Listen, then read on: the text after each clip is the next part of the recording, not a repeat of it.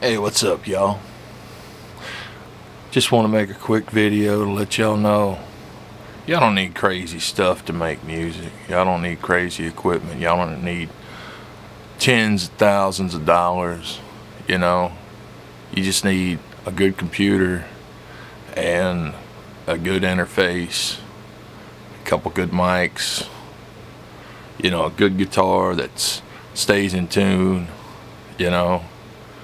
And I mean, they're just tools. It's all tools. And you know, thinking that you're gonna buy all these pedals and stuff, you know, I don't use half the stuff that I thought I needed. And then by the time you get around to using the stuff, it's like you start going back to the things that you use the most, you know.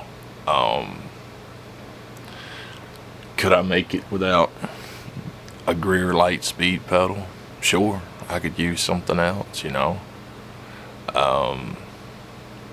It's a good pedal because you just turn it on and it works, you know. I mean, that's pretty much long and the short of it. Is there's things that you buy that you have to fool with, you have to try, you have to, you know, let me change this, let me change that.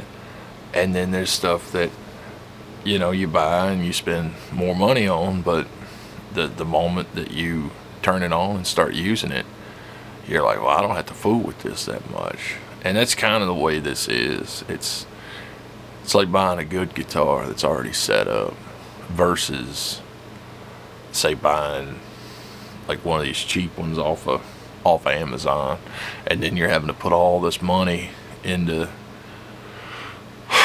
you know, replacing the bridge, replacing the nut, replacing the tuners. I mean, and it's cool if that's something that you want to do, you know, if that's something you want to do, you want to have a hobby of playing with stuff. But let me tell you, the time that you spend doing all this other stuff, you're not making music. You're not making music. I put more money into guitars than they're worth. Like, you know, buy a decent $100 guitar and change everything out on it. You done spent $300 on a $100 guitar. Okay, that's including the price. And you ain't made a lick of music. You ain't done nothing. You ain't put nothing out, you know. Nobody knows that, you know, that, hey, this guy's making music over here. We need to check him out. So you have to use your time wisely, you know. Like this bass right here, for instance. This bass, it's just a regular old PJ bass by Squire.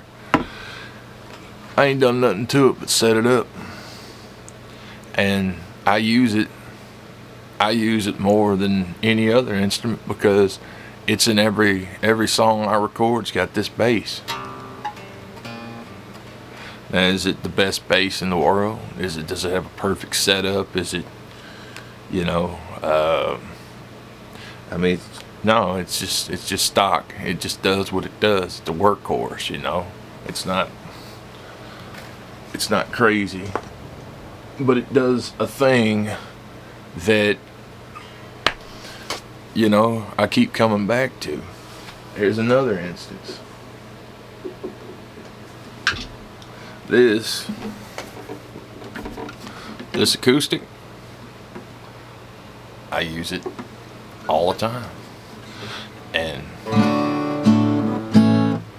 ain't nothing wrong with it.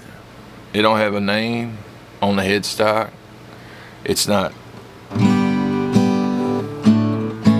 a Martin, it's not a Gibson, it's, you know, it's got a truss rod, you know, it's got a tuner that I keep up here. It's got one little sticker back here that says made in China. I don't know if you can see that or not, but it does the job, you know. It's not special. It's special because I've taken the time to make it playable.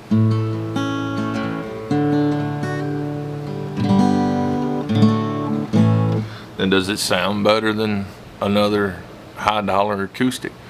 I don't know, but it sounds good for what I use it for.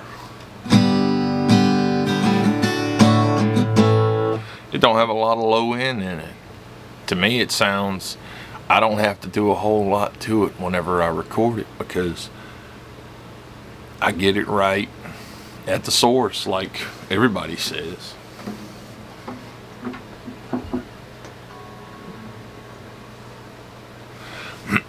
Speaking of microphones,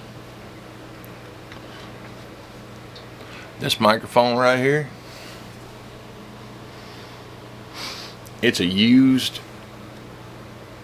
PV Diamond series, nothing special. It's just a used microphone. It's not a SM58, but it sounds good. It does the job, I mean, I'm still going to go in and take out, the low end and stuff. I'm going to EQ that out of my voice when I sing. So, nothing special. Here's another one. This is a Behringer C2. It's a pencil condenser mic, and I use this to record acoustics, and it does a good job. You get it about a foot away from the where the neck meets the body on your acoustic, and you're going. I think the thing is, and I heard this somewhere, I can't remember where I heard this, but it was talking about the difference between tape and digital.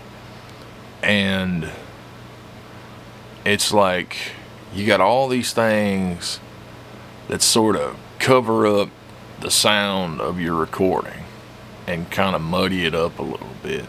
And we think that that's warmth, that's natural sound or whatever.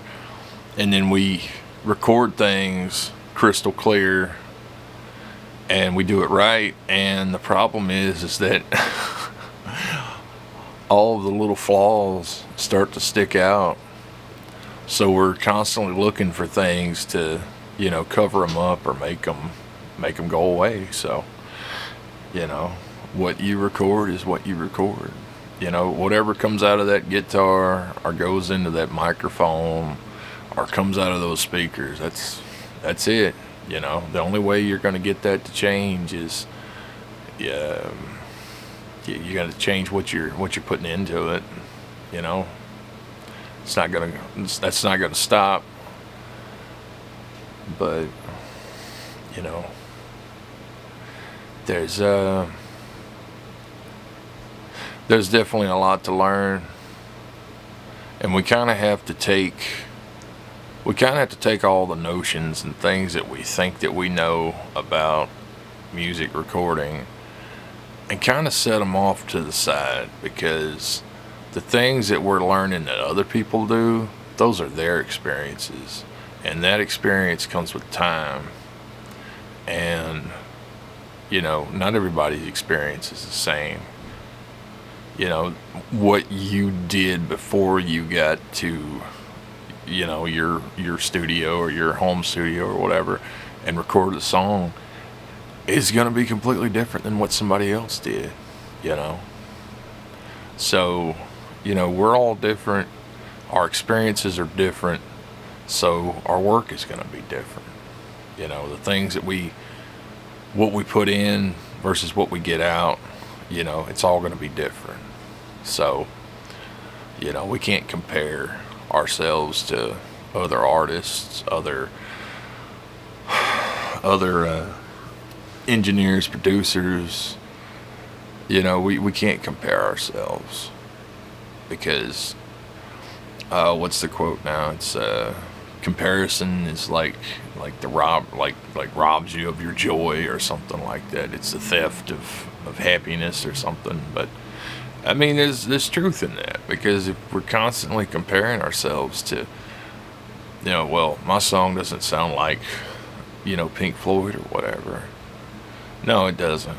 It sounds like you, and it'll sound like you. But you have to accept that that's what you sound like. You don't sound like this guy or that guy, you know. But I hope you guys have learned something. I hope that maybe I've, thrown some little nuggets of wisdom at you. But, keep working, keep doing stuff. It's not art until it's released, as they say. So try to stick with it. Have a good one.